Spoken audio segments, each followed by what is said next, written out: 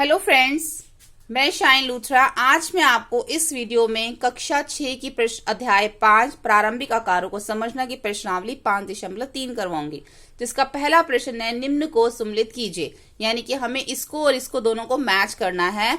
हमें बताना है कि ऋजु कोण जो है वो कितना घूर्णन होता है। ऋजु कोण हमारा 180 डिग्री का होता है। जो संपूर्ण कोण होता है 360 का, इन दोनों को ऐसे कट कर लेंगे। 18 × 18, 18 दूनी 36, यानी कि जो ऋजु कोण है वो 101/2 घूर्णन होता है। ठीक है।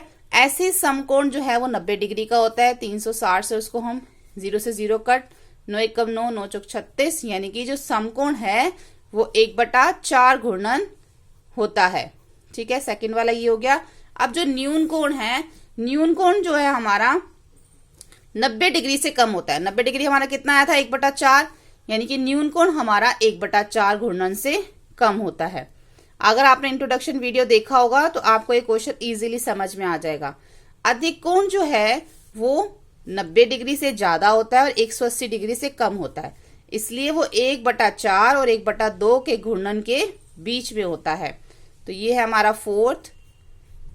उसके बाद प्रतिवर्तित कोण। प्रतिवर्तित कोण जो है वो 1/2 घूर्णन से अधिक होता है, यानी कि 180 डिग्री से ज्यादा होता है हमारा प्रतिवर्तित कोण। ठीक है, इसलिए 180 का मतलब क्या है? 1/2, तो 1/2 घूर्णन से अधिक है प्रतिवर्तित कोण। उसके बाद प्रश्न 2 आ जाता है, निम्न में से प्रत्येक कोण को समकोण, ऋजु कोण, न्यून कोण, अधिक कोण या प्रतिवर्ती कोण के रूप में वर्गीकृत कीजिए। जैसे ये कोण, इस कोण की बात हो रही है। अगर हम इस कोण को, हम इसको ऐसे देखें, इस तरीके से देखें, तो ये जो है हमारा ये ऐसे हो जाएगा सीधा, और ऊपर से ये हमारा ये ऐसे कोण बन रहा है। तो ये जो हमारा कोण अंदर की तरफ बन रहा है। ठीक है, हमारा ये जो कोण है ये अंदर की तरफ बन रहा है और ये 90 डिग्री से कम है। 90 डिग्री से कम होने की वजह से ये हमारा न्यून कोण है, क्योंकि जो न्यून कोण होता है वो हमारा 90 डिग्री से कम होता है। आप इंट्रोडक्शन वीडियो जरूर देखें, तभी आपको क्वेश्चंस जो है इजीली समझ में आएंगे। अब ये 90 डिग्री से ज्यादा का कोण है। ठीक है, देख के ही पता चल रहा है कि 90 डिग्री से ज्यादा है, तो इसको हम बोलेंगे अधिक कोण। 90 डिग्री से जो ज्यादा का कोण होता है और ऋजु कोण से कम होता है, जो 180 से कम होता है, उसको हम बोलते हैं अधिक कोण।